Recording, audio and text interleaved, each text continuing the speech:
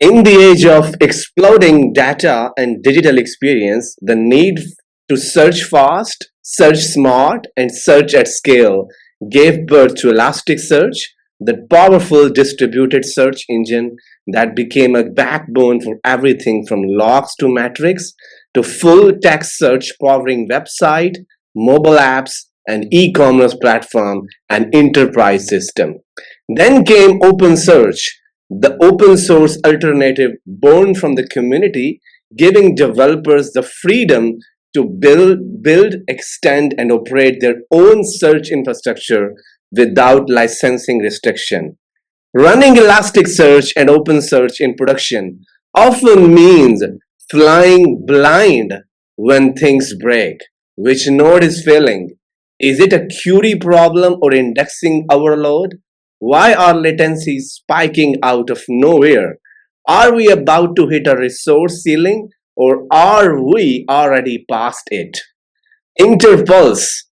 Pulse is built from the ground up to understand search clusters not just as infrastructure but as a living system. It offers proactive monitoring, know before things go wrong, health reports, assesses your clustered performance with clarity, root cause analysis, go beyond systems and fix the core issues, anomaly detection, surface problem even before they trigger alerts, an actionable recommendation, guided next steps, not just metrics. So in this episode, we sit down with the CEO of BigDataBotique, the team behind Pulse, a cutting-edge platform for proactive search cluster monitoring and maintenance. Without any further delay, let me go straight to my guest of this time, Itamar Sin Harshiko. I've been doing search engines in general for the past over 15 years now. Started with Lucene, which is at the core of Elasticsearch and OpenSearch. Essentially, Elasticsearch was born in order to get Lucene into the distributed world. What do I do when I have more data that one single Lucene index can handle, or one single machine? We used to do all sorts of hacks back in the day, but then Elasticsearch came and kind of solved it for us. Fast forward over 10 years after, the OpenSearch was born. It's a fork of Elasticsearch. I've been doing this all of those years. Over the time, I've been consulting, supporting customers and clusters, all shapes and sizes, and then accumulated the team around me over the last couple of years. And then we're doing this so often and so much that we ended up building tooling and dashboards and monitoring tools and root cause analysis patterns and tools and methodologies. So we automated that, and fast forward today, 2024, now it's 25, but in 2024 we launched Pulse, which is essentially the collection of everything we've been doing manually, and then started automating, and then it matured so much that we said we can just give it to everyone who is interested in.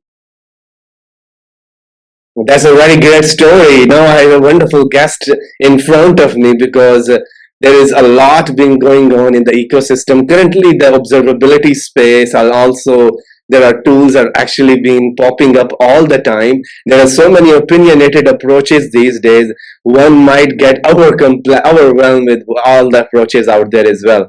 But usually when I met with the co-founder of the company, and the new projects has been built around, usually the first question comes to my mind: what were the biggest signals or pain points from customers that push you to build Pulse?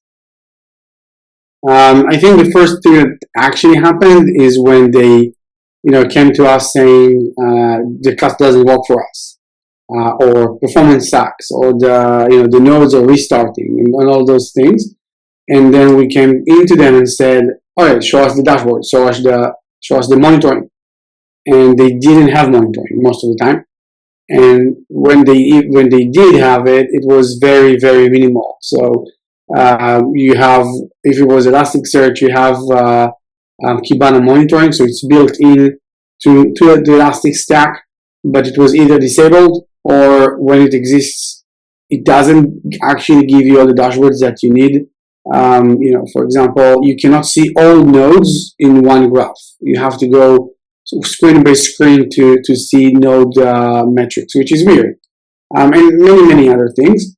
And then we said, okay, instead of chasing the customers and working with them for quite a bit of time to set up monitoring for them, let's just do this once and set up monitoring on our side, and then give them an agent, and the agent will just broadcast metrics to us, and we'll do it. And we'll have full visibility. We can quickly go through the dashboards and see what's going on. That's how it all started. It basically sped up our investigation of performance issues quite a lot. And then we said, okay, we have all of these metrics. We have control over that. Let's get even more metrics than usually those systems collect. So we started collecting a lot of things. Our agent became smarter. It can actually, be contextual or situation. It has situational awareness, so it can actually do things that other systems would not in terms of actions, in terms of asking for monitoring in specific times or following up with additional requests as needed. And then we got all of that information and we said, okay, we have that. So one, we can now also alert, we can trigger alerts, and we can be smart about them. And then we can also see, if there is an alert, we can also start recommending what to do, right? So when, for example, the cluster has the yellow state, we will obviously know that. We'll trigger an alert for that, but then we can also do the root cause analysis and tell you your cluster is yellow because you have misconfigured your indexes replication, or because you are missing disk space and shards are not being assigned, or a node crashed, right? So we have everything in front of us, and we can actually tell you exactly what's going on. And not just for cluster yellow, for many other alerts. Some are more obscure than others. And from there, it's just continued. The evolution just continued. We just created more sophisticated recommendations, not even related to alerts. So if we see your cluster and we think that you need to scale down because you're spending too much resources, we'll tell you. If we think you need to move from daily indices to data streams or rollover patterns, we'll tell you. So there is all of that, information for all of those years. And we support all of the flavors of Elasticsearch. So Elasticsearch, we have a customer onboarding this week with Elasticsearch 1.7, over 10 years of software. It's a very old cluster. We have customers with Elasticsearch 5, 6, 7, 8, now 9 is being released, and then obviously OpenSearch and all the flavors. If it's an Elastic Cloud, the recommendations would be different than if it's on OpenSearch, if it's self-managed, if it's Amazon OpenSearch service, and so on. And then we have all those recommendations, and we can now also providing that health assessment report. So within 24 hours of connecting the cluster, will tell you what the state of the cluster. It evolves a little bit over the course of the next few weeks, because we still look at patterns, we look at what's going on, so it can still change. But once we are settled, you have a baseline and you know what you can improve on and what are the recommendations and so on. And then on top of that, there is obviously the human element, the support that we can provide as experts. And I think, again, it started by just being more effective and providing better service, but now it's basically self-service for anyone who wants it. Awesome, absolutely. So I'm hearing, I think because this channel, the viewer is actually familiar with all the cloud native tooling as well, because the same thing we heard from all the different vendors and the community member, like you build around some stuff, you have been using it, maintaining, upgrading, running, and performing health check cluster mechanism is a bit of a challenging task. And the beauty of the Pulse is that I love really about is recommendation system. If the things goes wrong, yes, there are tools that tells you, oh, you are not doing the way you're supposed to do. Yes, I'm doing wrong, but what should I need to do next is to fix first? Like that is a missing piece, and that's where the Pulse is having these kind of capabilities that people can use in their search infrastructure as well. Another question I want to ask here is like that. So how would you explain to someone running Elasticsearch cluster in production but struggling with observability? Got it. So, many use Elasticsearch and OpenSearch um, for non-mission critical stuff. So they don't really care, right? Usually, it starts to be a problem where it's a mission critical cluster. Sometimes it's search, sometimes it's a vector DB, because there's a lot of use cases right now, and sometimes it powers the RAG. So maybe it's a small cluster, but it's mission critical. And then maybe sometimes it's not too mission critical, but the cost is too much, right? So you have this logging cluster, you can probably live without for several hours, but it just costs too much, because what we often see is that customers call us when they have a cluster, but suddenly it grew to be like of a huge size. And another possibility that we see a lot is organizations with hundreds of clusters. So it's a multi-tenant environment, or there's like a very big company and many teams, and they want to basically manage everything in one place. So there's like different pitches, but it would basically be managing clusters without the clutter. So having the management and maintenance of the cluster, whether you are managed on a managed solution or you're self-managing that, but not worrying about it too much, or when an actual optimization needs to happen, and then the system can help with that.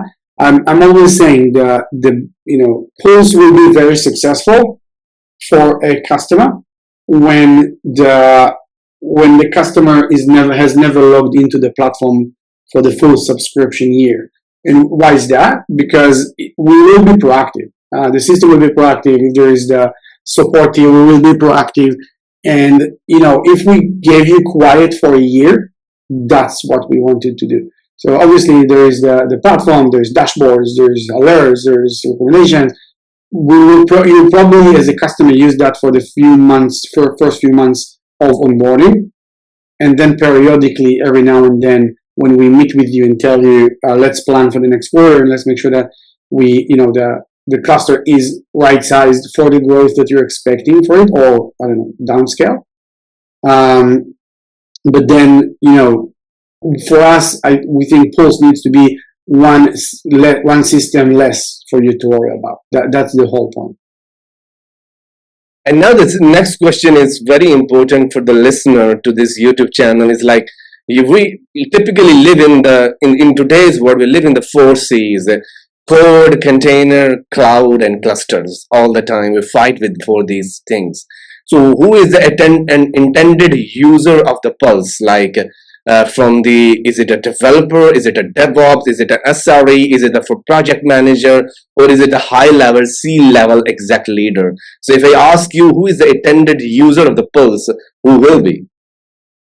Usually those will be the SREs, the people who are responsible for system health, right? So a mission critical system would depend on the Elasticsearch or OpenSearch as, let's say, a database, or they just need it for logging. So the cluster is critical. That will usually be the SREs, but that will depend on the company, because we see a lot of companies where the people that maintain the cluster and so on are developers. So there's those teams that do end-to-end things. They develop, they test, they do everything, and they also deploy, and they're in charge of that. We have many global organizations that work like that, and only when they get to 100, 200 clusters, they start creating those dedicated, let's call it DBA teams, and then those will be our customers.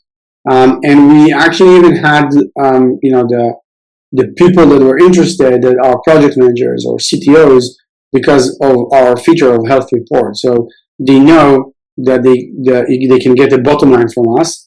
They can derive tasks for their teams, and then we give them the peace of mind as the people who are responsible from the top.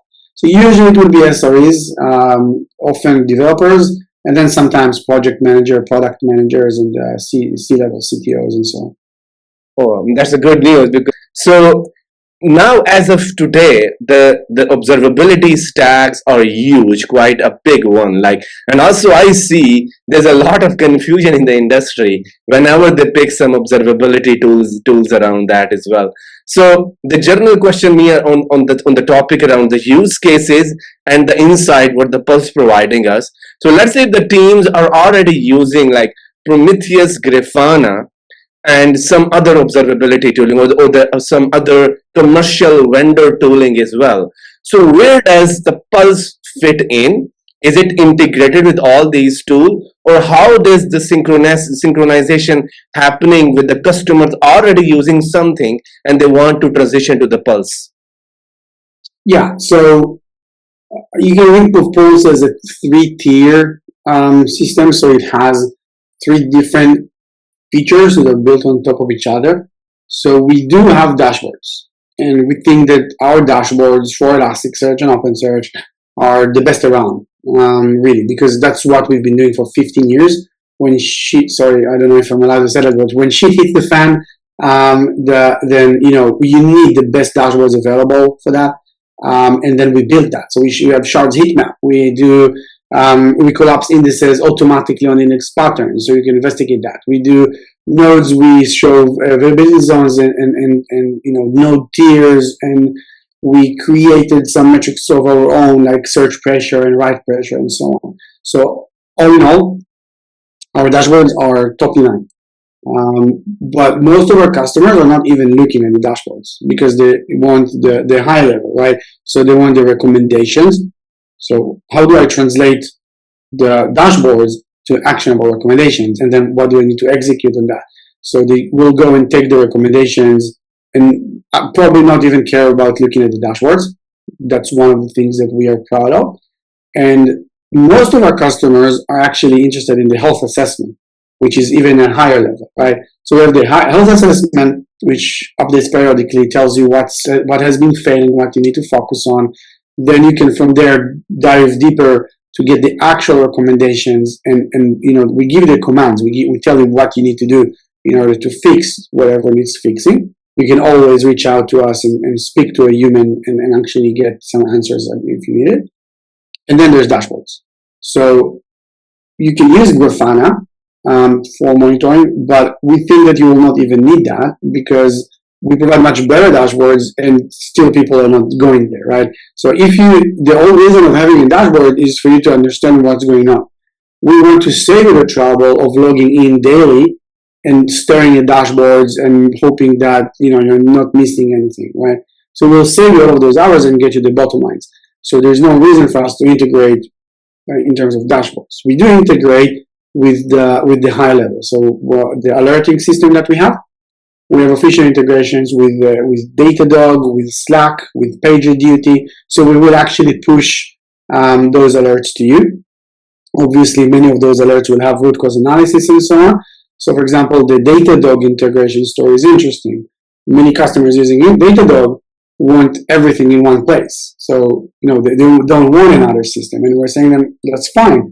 We are not replacing Datadog. We are strengthening it. So you'll get much better information and data about Elasticsearch and OpenSearch sent directly to Datadog. And you can always jump to our platform and investigate any specific item if you need to, right? So our integration story is about replacing the dedicated monitoring tools for Elasticsearch and OpenSearch, like many people would know Cerebro, for example, and Elastic View and Elastic Head and all of those. So we are replacing those. We are not replacing the other items. We basically say we'll get you bottom lines instead of dashboards. So very wonderful news I'm actually getting out of this conversation, and I think the next question is around some of the Gen AI companies who are struggling with all of these datas. Their need is actually been quite expanding. Like if someone is actually listening to this conversation and he's coming from the Gen AI and large scale data indexing world, so how do you see the role of search infrastructure evolving, number one? And can you tell us a little bit of onboarding experience to the Pulse, like what should be the onboarding experience for the user if they want to try out today Pulse? Yeah, so Elasticsearch and OpenSearch have diverged at this point. The basic scores, use cases are still the same, but they do things a little bit differently on each. And then we see three main trends. So a lot of people still use Elasticsearch and OpenSearch for the things that were created for to begin with. So that would be log analytics, like the basic one, real-time BI for some basic stuff, because it's not a really BI system, but it does allow that, and then search. Right, so just text search. Think about, I don't know, creating a search engine for Wikipedia. Right, so that's how it would look like. So that's one use case. Still there, still growing. It's very successful. People love it. Then we see two additional very big trends. One is in the observability space that you keep mentioning, and mostly around OpenTelemetry. So in the last year or two, there has been significant advancement in how we think about system platform monitoring and OpenTelemetry, open tracing, and everything that has kind of led to where we are right now has a very big play in that. And OpenTelemetry is becoming very big in that space. And both OpenSearch and Elasticsearch are in the game. Right? So they're providing a solution for that. They're being used for that. So anyone using log analytics, the basic, or wants to start using OpenTelemetry, OpenSearch and Elasticsearch are definitely, a contender in that space. So there will be growth in that area. So into observability, in terms of OpenTelemetry and so on. Another big space of advancement is everything that's related to vector database, because Elasticsearch and OpenSearch both provide very good vector search and hybrid search, obviously. And then you build rugs. Those are very natural selections or decisions to make. And then in the end of the day, there's a huge growth over there as well. Obviously, we all know the big hype or growth or whatever going on with Gen AI right now. And even us built quite a few rugs in just past year. So those would be the main advancements. And obviously search is a big item right now. So you would see a lot of advancements around search relevance and so on. But those would be the main, the things that will happen this year. Yes, absolutely. And you mentioned OpenTelemetry, and I think it's becoming a standard, or already is a standard in some of the logging, tracing, or metrics world, and people are using it as well. I actually covered an episode as well on the Adriana Valala from the Dynatrace on the OpenTelemetry, so people can watch out as well. But before I let you go, you actually mentioning the health assessment, and where people might need to understand, like, there is a Kubernetes world and there is a pre-Kubernetes world. There's a post-Kubernetes world and the pre-Kubernetes world. So if I ask you Pulse, where the Pulse fit in, like, is it just for the Kubernetes, outside the Kubernetes, or the mix of the both world? So what's your answer to that? Yeah, so I forgot to answer your question about integration, so I'll answer it here as well. We have many customers running Elasticsearch and OpenSearch on Kubernetes, and many that choose not to. If you run a very large database or something like Elasticsearch and OpenSearch on Kubernetes, there is some sort of an angel share that you have to spend, right? One big node, you'll have to spend about 10% to leave 10% for the Kubernetes host. So many choose not to do that. So and then use Terraform, Ansible, whatever, to just deploy natively on the cloud. On-prem customers would use Kubernetes more because it's just easier than other on-prem VMs. So that's that. In terms of integration, we actually support all stores around it. We have this agent that you have to install. The agent should be installed on your premises, local to the cluster. We don't require any public availability of the cluster. We offer full secure integration. So you will create a user on Elasticsearch and OpenSearch that has no access to data, no access to making actions, only monitoring access. and then you provide those credentials to the agent that you install on your premises, and it will broadcast metrics to us. And that agent, we provide Helm chart, we provide just a container and instructions on how to deploy on Kubernetes and so on. So we're definitely supporting all that integration on Kubernetes. That's a very good news, because there's a lot of the customer base and is also running on-prem Kubernetes and also been transitioning into Kubernetes, and they want to know like Pulse is a good fit for us or not. Thank you very much, Itamar. It's been a pleasure talking to you. Before I let you go, you're running a company, BigDataBotique, has been here for a very long time. Tell us a little bit about the background, what you've done, and what sort of the customer you are actually what sort of customer you're actually dealing these days. Yeah, sure. BigDataBotique is a consulting company providing expert consulting services on modern open source big data technologies. So that means Spark, obviously ElasticSearch OpenSearch, Spark, Flink, ClickHouse, Trino, and also within Kafka, and also with integrations to various clouds, including cloud native solutions. And we do mainly three things. We architect, build, and maintain platforms around either the big data space, so the technology that I mentioned. A lot of our work, I would say like 60% of our work is actually around Elasticsearch and OpenSearch nowadays. And then recently, in the past year and a half or so, a lot of Gen AI work. So optimizing Gen AI workloads, agentic workloads, RAGs, and so on. And so we're a professional services company that specializes in those. And again, Pulse was born as as having done that for a while. We just created a product that automates all of it in one area. Awesome, thank you very much. So I will actually include all the information in the YouTube description, so people can click on the link and see what the company and the project has been doing for a while now. Before, just a final question, what's next for the Pulse?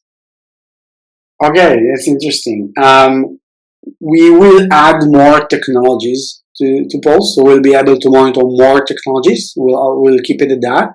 And we always pick the technologies that are hard, they have a steeper learning curve. So what's unique about special in Elasticsearch and OpenSearch is that it's not a technology that's very easy to learn, right? There's a lot to learn. And that's why we're basically saying we will become the experts so you don't have to, and we'll be there for you. So Elasticsearch and OpenSearch will still remain. We will probably offer self-onboarding and happy to offer free health assessments to anyone watching this session. And then, adding more technologies and doubling down on our approach of monitoring clusters without the clutter. Awesome, absolutely. I'm really looking forward to what's coming up next as well, because I'm one of those users who need proactive monitoring, health reports, root cause analysis, anomaly detection, and actionable recommendation. And good news is that all of those actually been provided to me by Pulse today. And I also see the search cluster are like submarines, powerful, precise, and complex.